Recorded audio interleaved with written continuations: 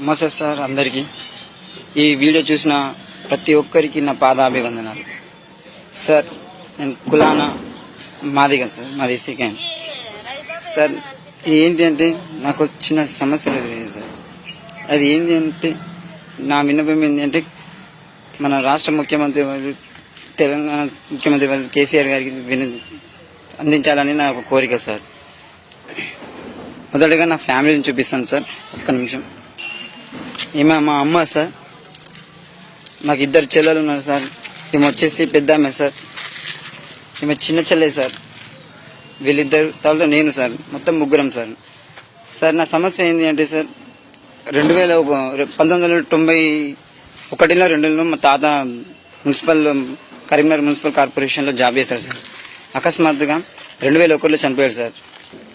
ఆ జాబ్ కోసం మా నాన్న ఒక 10-12 సంవత్సరాలు నిర్వీర్యంగా పోరాడాడు సార్. పోరాడి చివరికి తన ప్రాణాలే పోయాయి, కానీ జాబ్ మాత్రం రాలేదు సార్. ఎందుకంటే దానికి నిర్లక్ష్యం వహించిన గవర్నమెంటే కావచ్చు, అధికారులే కావచ్చు, నాయకులే కావచ్చు, ఎవరైనా కావచ్చు సార్. ఎక్కడికి పోయినా కూడా న్యాయం జరగలేదు సార్. న్యాయస్థానానికి పోయినా కూడా న్యాయం జరగలేదు. లాస్ట్కి మా నాన్న మనస్తాపానికి గురై చనిపోయాడు సార్. తను చనిపోతూ సార్ నా కుటుంబాన్ని మమ్మల్ని అడవి పాలు చేసేసి వెళ్ళిపోయారు సార్. గుట్టకోలు చేశారు సార్. ఎందుకంటే సార్ బ్రతుకుదామంటే ఈ రోజుల్లో బ్రతికే రోజులు కూడా కావు సార్. కష్టంగా ఉన్నాయి సార్. సార్ నాన్న జాబ్ కోసం తిరిగి 4-5 లక్షలు అప్పు చేశాడు సార్. ఇల్లు కూలిపోయిందని చెప్పేసి మాకు అప్పుడు ఇల్లు లేకపోతే సార్ ఇల్లు కూడా వచ్చి సార్, ఇల్లు వెనక కనబడుతుంది ఇల్లు సార్, మాదే సార్. అది ఏంటంటే సార్ లోన్లో కట్టాడు సార్. ఇప్పుడు దానిపైన కూడా అప్పు ఉంది సార్. 2 చెల్లెలు ఉన్నారు సార్. నేను పెద్దగా చదువుకోలేదు సార్. మరి చెల్లెల ఈ అప్పు నేను ఏం కట్టాలి? చెల్లెల పెళ్లి ఏం చేయాలి సార్? నాన్న చేసిన అప్పు ఏం కట్టాలి? ఆ జాబ్ వస్తే మా జీవితాలు బాగుపడతాయి, చెల్లెలు జీవితాలు బాగుపడతాయి అని కొట్లాడారు సార్.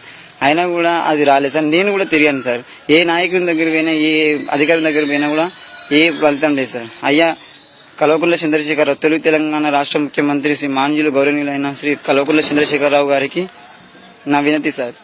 తెలంగాణ వచ్చిన తర్వాత మన జీవితాలు బాగుపడతాయి, తెలంగాణ బాగుపడుతుంది, నౌకర్లు వస్తాయి, జాబులు వస్తాయి, మన నిధులు మనకే అన్నారు సార్. ఏది సార్ ఎక్కడ కనబడుతుంది సార్? నాకైతే ఎక్కడ కనబడలేదు సార్. కరీంనగర్ మున్సిపల్ కార్పొరేషన్ ఆఫీస్లోకి పోతే మేయర్ దగ్గరికి పోయాను.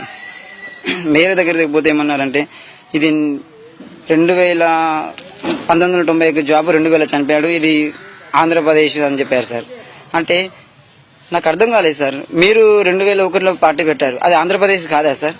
దాన్ని మీరు మలుచుకొని కాంగ్రెస్ టీఆర్ఎస్ చేసుకొని తెలంగాణ ఉద్యమం పాటించేసి రాజకీయ పార్టీగా చేసి ఇప్పుడు ఈ రోజున మీరు సీఎం సీట్లో కూర్చోలేదు సార్. అంటే ట్యాక్స్ కట్టి ప్రభుత్వాన్ని నడిపించే ప్రజలకు వేరే న్యాయం, అదే ట్యాక్సీని పెట్టుకొని మీరు నడిపించే నాయకులకు న్యాయమే సార్. న్యాయం అనేది అందరికీ ఒకటేలాగా ఉండాలి సార్. ఆ న్యాయం ఈ న్యాయం కాదు సార్. ఒకటే సార్ నేను మిమ్మల్ని అడిగేది, నాకు జాబ్ రాకపోయినా పర్లేదు, మరి నా 2 చెల్లెలు, నా కుటుంబం ఎలా బ్రతకాలా దారి చూపెట్టండి సార్. అంతే సార్. లేదు అంటే కనుక మేము చావుకైనా సిద్ధమే సార్. చావు అంటే మేము చావకపోయినా సమస్యలు మేము చంపేస్తున్నాయి సార్. పెద్దగా మేము బ్రతకాల్సిన అవసరం కూడా మాకేం, మేము బ్రతుకుదామన్నా కూడా ఈ అప్పులు, ఈ బాధలు వీటితోనే మాకు అవుతుంది సార్. మీరు సమస్య పరిష్కరించకపోతే సార్ ఇక మాకు చావు తప్ప వేరే ఒక సమస్య మీరు పరిష్కరిస్తే దేవుడు ఉన్నాడో లేదో అని సార్ మిమ్మల్ని మేము దేవుడు అనుకుని కొలుస్తాం. మా ఊపిరి ఉన్న సేపు మిమ్మల్ని ఆరాధిస్తాం సార్. ఇది నా ఒక ఈ వీడియో చేసి నా మీద కేసులు పెట్టడము లేదంటే కొట్టిపించడము అలాంటివి మాత్రం చేస్తే నేనేం చేయను సార్. పేదోని సార్. నేను ఎక్కడికి పోయినా కూడా పైసలు కావాలంటున్నారు, లంచాలు కావాలంటున్నారు. మరి నేను ఏం తీసుకురావాలి సార్? లక్షలు, కోట్లు అవన్నీ నా వల్ల కావట్లేదు సార్. నాకు న్యాయం చేస్తారని చెప్పి ఒక ఆశిస్తూ చిన్ని ఆశగా ఆశిస్తూ ఉంటున్నాను సార్.